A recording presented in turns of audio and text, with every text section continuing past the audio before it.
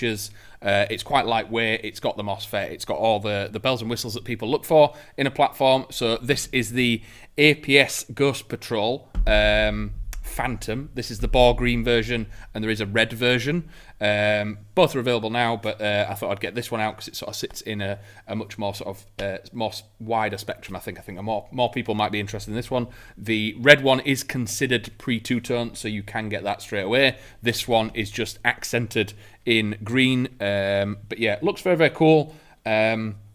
We'll go over what it is capable of. As always, if you've got a question and you want to know a little bit more specific about a certain part, please drop it down below. We'll flash it up on screen and try and answer it as quickly as possible. If not, as always, I'll work from the front and work my way to the back. So you can see it is slightly different to normal platforms. It does have a sound hog, a sound enhancer, various different names for it, but basically it just turns that initial BB crack that comes out of the front end into a bit more of a pop. Sort of increases the volume a little bit. Again, does the opposite to other devices, just makes the platform a little bit louder. Obviously, you can swap this out. It is a 14mm counterclockwise thread under there, so if you are wanting a tracer unit, a Spitfire, as you can see the size of it, it comes back to about here, so a Spitfire will nestle nicely inside the rail and not change the aesthetic too much. It would just change it to a black front end. But yes, nice, neat, tidy front end, looks very, very cool, and I think it matches the sort of vibe of the rail as well. There's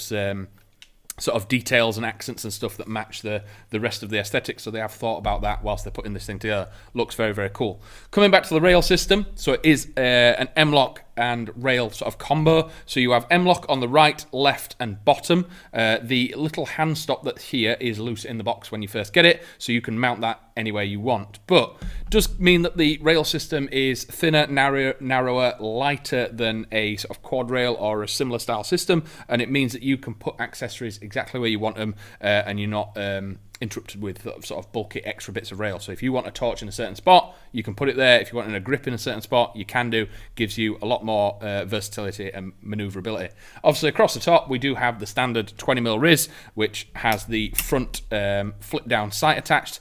Plenty of real estate on here, so pec boxes, all your different stuff that you might want to mount on the front of a rail system will totally fit on here. It does include the flip-up iron sights, and again, they're not locked in place. There's no button. You can just literally flick them up and down, and there is a little dial on the bottom that allows you to adjust elevation, and at the back you can adjust windage, and there is even a day-night sort of different size aperture on that as well. So these are quite the detents on these are quite strong, so when you do come up, these things are going to stay in place. Sometimes with the ones that don't have a lock or anything like that, there is a risk of sort of knocking them, banging them, dropping it down or anything like that when you're not using them.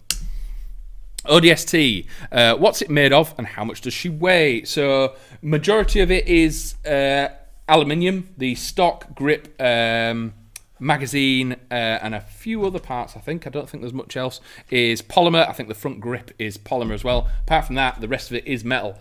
Most of it aluminium, so the rail, CNC'd aluminium, the receiver I believe is aluminium, and there are some steel parts on here, so any of the screws or any of the working parts will be steel. All in all, it sort of sits in that mid bracket. It's about 2.3 kilos roughly, obviously with nothing on it, so you're going to add a little bit with optics or anything, but because it's quite a short platform, it is very comfortable. Once it's shouldered, it's not too much of a strain to run around with it. It is a very comfortable platform to wield, if that makes a bit more sense. Speaking of the receiver, it's got some slightly different accents to it than you see on your standard M4. So it's almost like the when you see a skeletonized receiver, but without it actually cut out. So it's like they've ground into it or CNC'd into it, but not gone all the way through. So it gives that a sort of, it looks almost like a reinforced skeletal frame around it. It's got a really cool look to it. I do quite like it. I kind of prefer it than the full skeletonized version. I think the full skeletonized ones, they're a very sort of niche look, and if you do like it, by all means have a look at the red version of this. It is sliced down to an inch of its life. You can see the gearbox and everything, but I'm much more a fan of this sort of armor looking vibe than the full cut down. Control wise, it is extremely ambidextrous, so as you can see, the fire control is moving as I'm moving the one on the other side. So we've got safe, semi, and full auto. I will come onto the MOSFET shortly, but if you can hear it, there is a programmable trigger MOSFET in there that allows you to change it all around. Jordan on YouTube, what battery do you recommend for this? Would it handle 11.1? We never really recommend an 11.1 for an out-the-box UK platform, and that's not necessarily the MOSFET or the electronics or anything like that. It's purely our power limit. So yes, the MOSFET might say it can handle 11.1, the electronics, the wiring, everything like that might be able to handle the power. The problem is if the piston cannot go forward fast enough and the gears are spinning too fast, you get what's called pre-engagement, and that's what's causing damage. So because our power limit is under 350 FPS, the springs that we have don't push the piston forward fast enough to allow the gears to rotate and catch it normally. So because of that sort of off-kilter type deal that we have, unfortunately we can never really recommend 11.1 apart from things that have deliberate active braking and various other factors that will stop that. So with this, because the MOSFET in this is just a programmable trigger, as far as I'm aware, the SDU2 I think it's called, I would definitely stick to a 7.4 LiPo.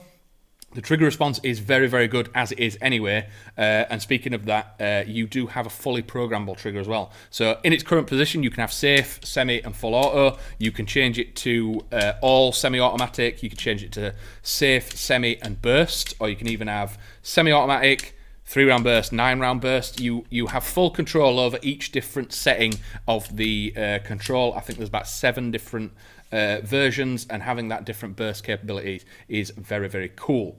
As I was saying, the controls are extremely ambidextrous, and that's just the fire control. Magazine release on the right hand side there, and you do have a matching magazine release on the left hand side, allowing you to get it out.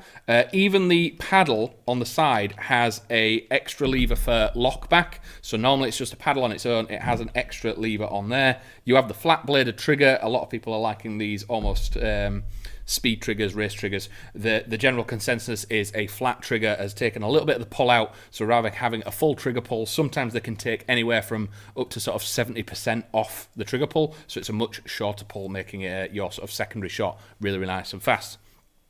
What kind of hop-up unit does it have, and how do you access it? So similar with the ambidextrous vibe of this, there is a pull handle on both sides of the charging handle. Pulling that back, it doesn't lock inherently, but you can lock it with the paddle by pressing the bottom part of it. It does hold open, and you have a gear style hop. So again, quite easy to access, standard gear style, easy to adjust, hitting the paddle, it goes forward nice and easy. Another feature that isn't overly common is the pins on this are actually screws. Normally the body pins, so you get the front body pin here and the rear body pin here, you can normally just tap them straight out. Obviously, as an AEG gets older, gets tireder, they can, very rarely, come loose or have problems with them down there. It's very not a very common thing, but these are actually screws, so these are tightened together, meaning that the receiver is rock solid. It just means that when this thing is put together, there's no sort of rattle, there's no wobble.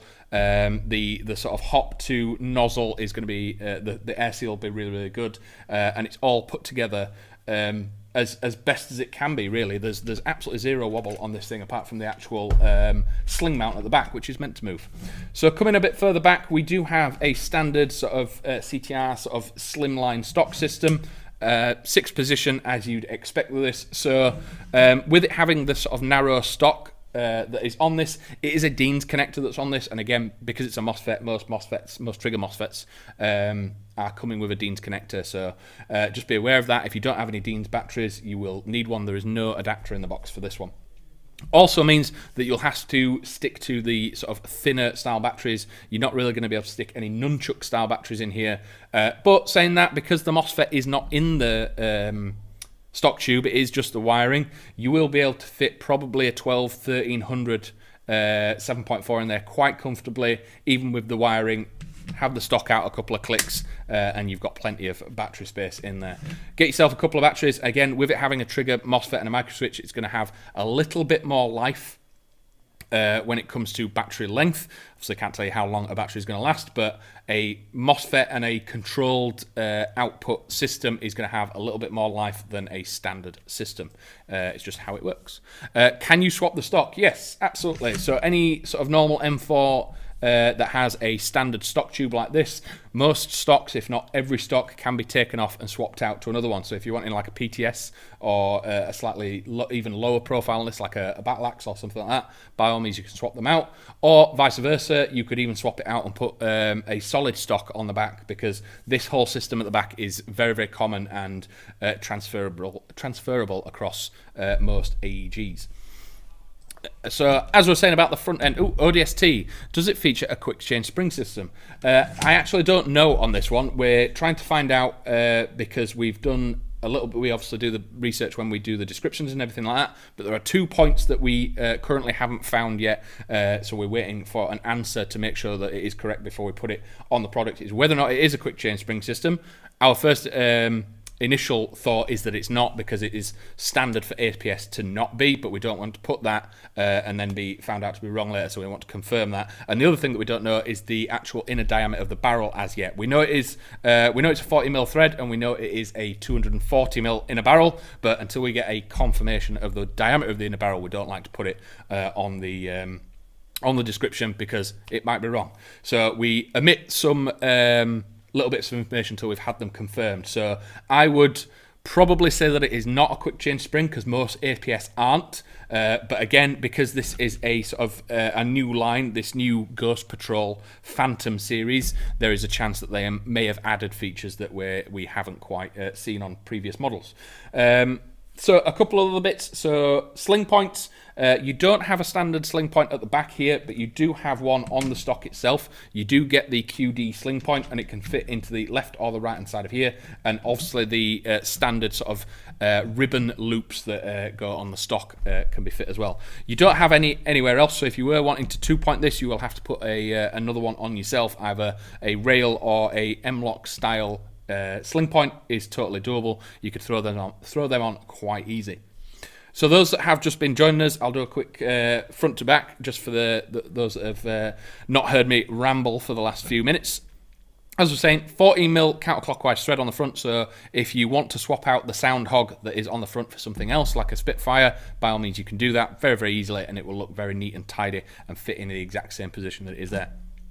CNC'd aluminium rail system at the front, so we've got M-lock on the right, left, bottom, and then on the top we have standard 20mm rail going into the receiver. So all the real estate you want. The actual hand stop that is on here is included in the box, and again, you can move that to any position that you want. Make sure it is as comfortable as you can make it. Simple flip up, almost MS4 style, quite tall iron sights. I prefer the sort of slightly shorter ones, but some people very much like these. A dot sight on here, these are going to coat winters very, very well, and you're going to be able to shoot through the tube if the necessary, if the need arises, and they will actually be functional as backup irons, and deployable very, very quick without having any buttons or locks in place.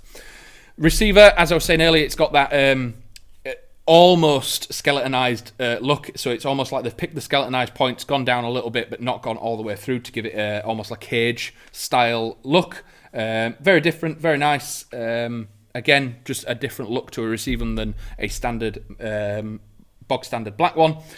We do have ambidextrous controls in the fire selector, in the mag release, the extended bolt release paddle, and the bolt hold open, and the bolt.